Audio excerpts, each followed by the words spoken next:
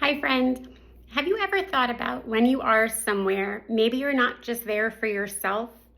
This was something God taught me when I was going through cancer. And even though I was in Boston getting treatment, that I wasn't just there for myself, that I could also be a light of love to other people I crossed paths with while I was there.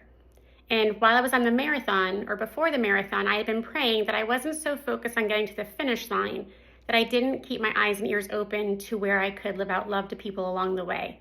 And so a couple of fun stories for you there was this woman running, and on the back of her shirt, she wrote, "For Dad."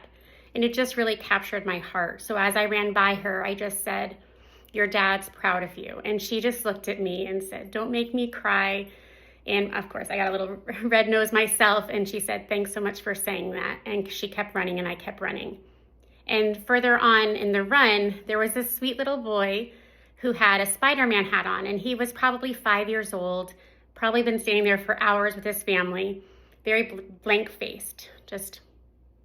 So I looked over and I was like, "Spider-Man, thanks for coming."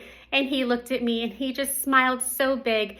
And then he did that like pew, Spider-Man, like with his wrist, like to web me. And it was the sweetest moment. But I'm sharing these with you today, not because I did these things, but because of the principle behind them. That wherever we are, there are people around us who could use some love their way. So maybe not just be places to receive what we're there for, but maybe also be willing to keep our eyes and ears open to where we can be love in those spaces.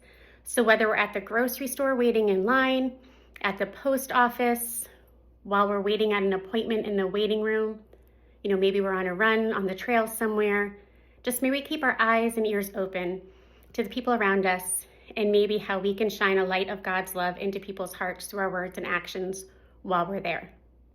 All right, friend, I hope you have a blessed day. Be well, and God bless.